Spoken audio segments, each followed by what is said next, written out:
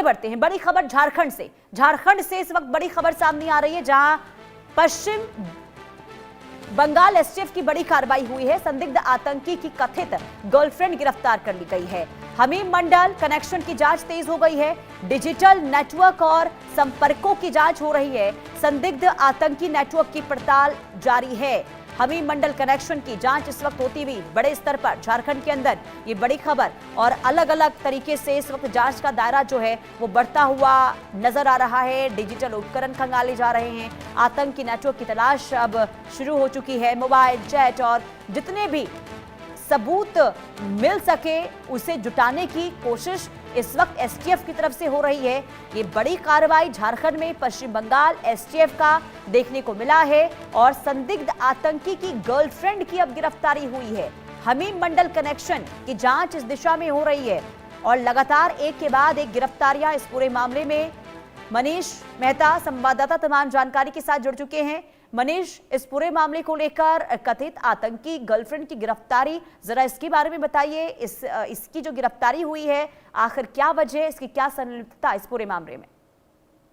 देखिए, इस पूरे मामले में जो बंगाल की जो एसटीएफ की टीम है वो इस बात की तफ्तीश कर रही है कि हमीम मंडल, जिसे हाल में ही जो बंगाल की एसटीएफ ने आतंकी कनेक्शंस को लेकर के गिरफ्तार किया था, तो ऐसे में जो अर्पिता, जिसे आज उनके साथ निजी रिश्तों की वजह से आज पुलिस ने डिटेन किया है बंगाल की एसटीएफ की टीम ने, तो अब बंगाल की एसटीएफ टीम इस बात की तफ्तीश कर रही है कि जो अर्पिता है और जो संदिग्ध आतंकी है मंडल, जो उनके बीच में सिर्फ क्या निजी संबंध ही थे या फिर जो आतंकी कनेक्शन से जुड़े हुए कुछ और तार भी जो है वो अर्पिता से भी जाकर के जुड़ते हैं। इन तमाम चीजों को जो बंगाल एसटीएफ जो है खंगालने की कोशिश कर रही है और इस कड़ी में जो है, जो एक झारखंड पुलिस के जो हमारे सोर्सेस है उनका कहना है, चाहे वो डिजिटल जो सबूत है उसे तलाशने की कोशिश की जा रही है, जैसे मोबाइल फोन्स में जो चैट्स किए गए, जो कॉल रिकॉर्ड्स है, या अगर ईमेल के जरिए बात की गई है, किसी और ऐप के जरिए बात की गई है, तो इसको लेकर के उसके तमाम जो डॉक्यूमेंट्स है या मोबाइल फोन है उसकी भी जांच बंगाल एसटीएफ की टीम करेगी। लेकिन सबसे अहम बात यह है कि कुछ अहम सबूत बंगाल एसटीएफ की टीम का हाथ लगे हैं और इन्हीं सबूतों के आधार पर जो है अर्पिता को आज जो है साहिबगंज, झारखंड के साहिबगंज से डिटेन किया गया है और आज ही जो है वर्धमान में, बंगाल के वर्धमान कोर्ट में उसे पेश करके जो है उसकी डिटेन करने की, आज उससे पूछताछ की लिए कोर्ट से अपील करेगी। लेकिन सबसे महत्वपूर्ण बात यह है कि एक बार फिर झारखंड का जो संथाल परगना जो क्षेत्र है वो आतंकी कनेक्शंस को लेकर के एक बार सुर्खियों में है। और सबसे महत्वपूर्ण बात यह है कि अगर बंगाल के एसटीएफ की टीम की जांच में कुछ अहम सबूत हाथ लगते हैं तो निश्चित रूप से आने वाले दिनों में और भी कुछ गिरफ्तारियां झारखंड के साहिबगंज संथाल परगना के क्षेत्र से हो सकती है। लेकिन क्या मनीष, ये पता चल पाया है कि आखिर इनकी मंशा क्या थी, कि क्या किसी बड़े आतंकी वारदात को अंजाम देने के फिराक में थे? क्या इसे लेकर अब तक कोई जानकारी?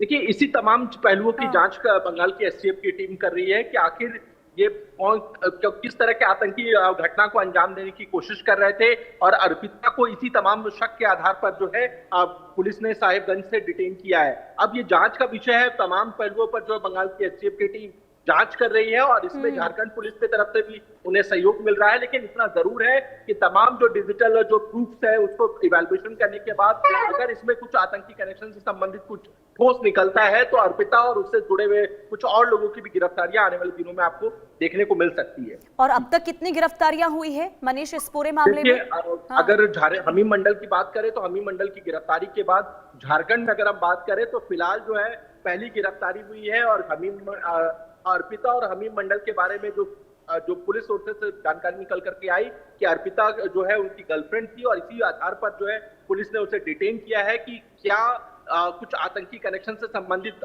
बातों को लेकर के भी अर्पिता इन्वॉल्व थी या फिर सिर्फ उनके दोनों के बीच निजी संबंध थे। इन तमाम पहलुओं पर जो है बंगाल के एसटीएफ की टीम जांच करने के बाद ही हम लोग के सामने कुछ जानकारी साझा करेगी।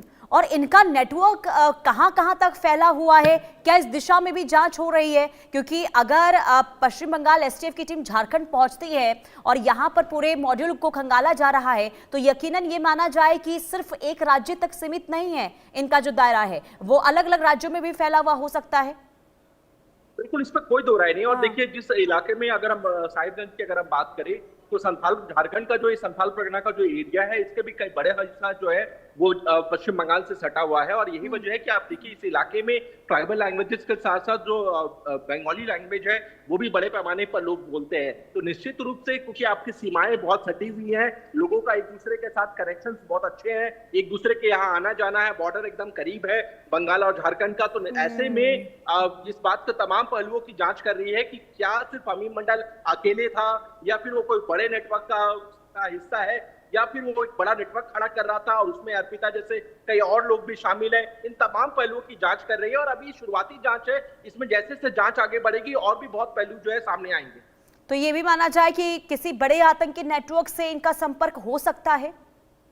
इस वक्त कोई दो राय नहीं है। और ये मुद्दा है कि देखिए हम एक जिम्मेदार मीडिया हाउस होने के नाते इस बात को लगातार उठा रहे हैं कि संदिग्ध आतंकी, यानी कि उस पर शक है कि इस तरह की वो आतंकी घटनाओं में शामिल हो सकता है या कोई बड़ी आतंकी घटना को करने की फिराक में था। फिलहाल ये जांच का विषय है, जांच के बाद ही क्लियर हो पाएगा कि वो कोई आतंकी घटना को अंजाम देने की फिराक में था या नहीं।